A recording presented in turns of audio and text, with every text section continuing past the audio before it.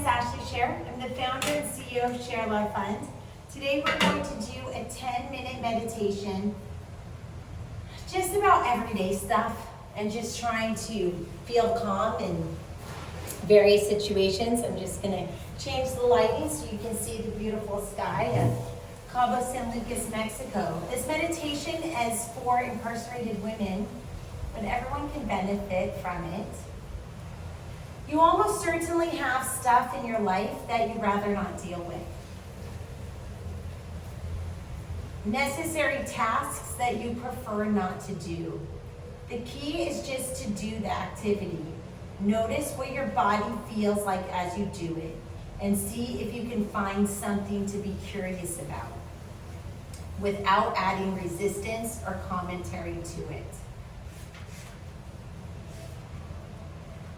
Let's talk a little bit about knowing your brain and the stress response. As there is a lot of stress in everyday life for everyone, but especially in custody. Stress has a bad reputation, but it can actually be a good thing. It's all a balance, right? Well, your body has a natural response to danger, and that's what stress is. When your brain senses a threat, your automatic nervous system jumps into action, causing your heart to beat faster, your pupils, the black part in your eyes, to dilate, and your body to release hormones like adrenaline. It's a nervous system response, and it allows you to run like mad or fight for your life. It's also called fight or flight mode. When the threat is over, your nervous system response is supposed to take over, letting things calm down and come back to normal. The problem is that a lot of us in our brains, it's overactive. Our fight or flight happens in a time when it shouldn't, and it gets us into trouble. This can happen in a custodial situation. Sometimes we're not hardwired to be in custody, and it's hard to keep the brain calm while that's happening. That's why knowledge is power. Understanding that the way you feel is how your brain is hardwired to feel helps you get control over it, be above it. That's what makes human beings so special, is because we have conscious awareness that we're not animals. And as hard as it may be, by understanding why we feel the things that we feel, we can rise above it and be in control. And with control comes opportunity, because we're not a victim of our own responses. The problem for a lot of us is that our brains are overactive. We got too skilled at the negative bias. The negative bias we talked about earlier is that people have been hardwired to see the wrong in everything. Like, instead of saying, okay, I'm in custody, I don't have to worry about filing a tax return this year, we think, oh my gosh, there's nothing good in this situation. I'm not saying it's a good situation. Obviously, I'm here with the beautiful scenery behind me, but I'm just saying that we're not naturally hardwired to make lemonade out of lemons. We're not naturally hardwired to see the good in each situation. We're naturally hardwired to see the worst in every situation, because that was a survival technique, because humans have survived to endure very dangerous situations.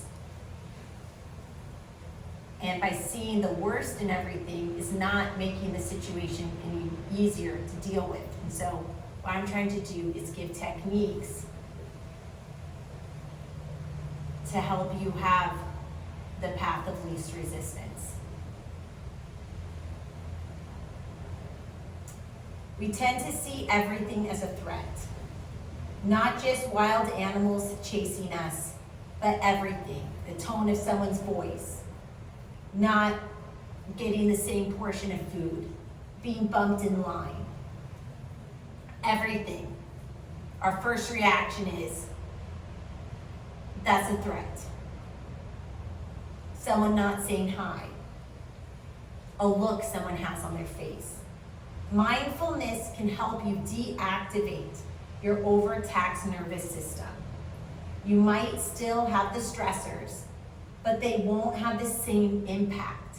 We're not talking about not feeling things and not noticing things. We're not talking about being brain dead or numb.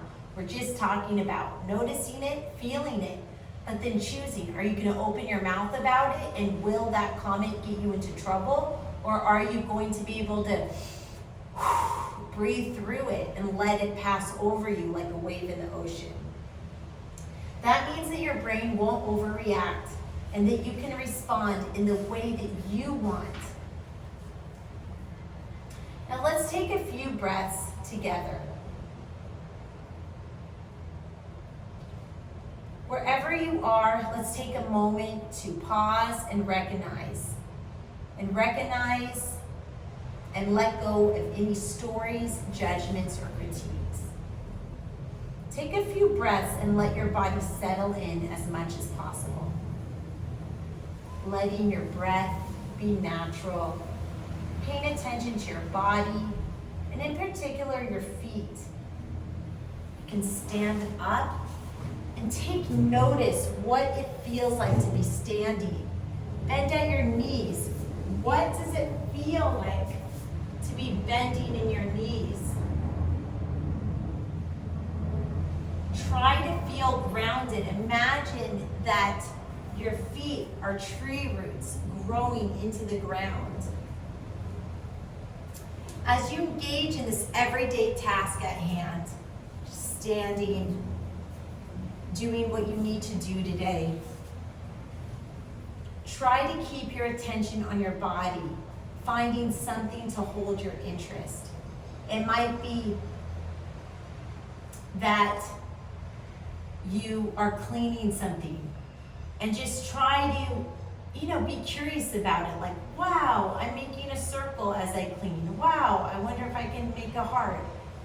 I'm gonna do a random shape and try to guess what that is. Like, if you have to do something that is repetitive and boring, try to be curious about it. Like, what if you were an alien from another planet looking onto what you're doing?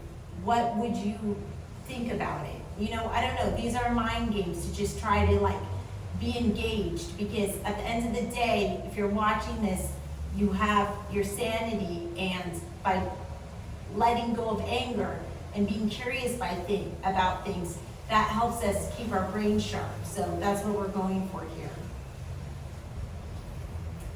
It might be seeing, how you're cleaning, the shape of it. Maybe you're brushing your teeth and you're being curious about it. Like, okay, I'm gonna go up 3 times and down 3 times. I'm gonna brush my teeth to the melody of my favorite song or something. Whatever you're doing, try to do it with some kind of creativity, some kind of curiosity, something to inspire you. See how it feels. Like, if you're brushing your teeth, how does it feel? Do you feel vibrations on your fingertips?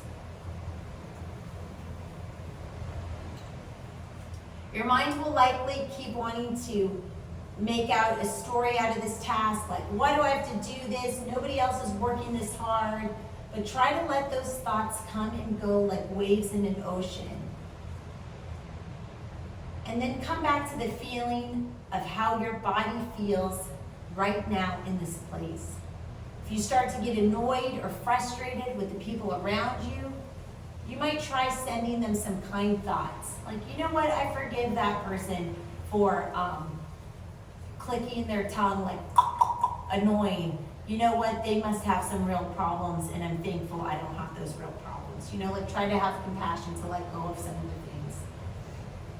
Send your own self some compassion too. You can give yourself a self-hug if you feel particularly stuck in negative feelings. As you finish, take a few deep breaths and notice what it feels like to be free of your usual frustration with this everyday activity that you have to do. I hope this meditation helps you. Be free of frustration with everyday activities. May the light in me be the light in you. Have a blessed day. Namaste.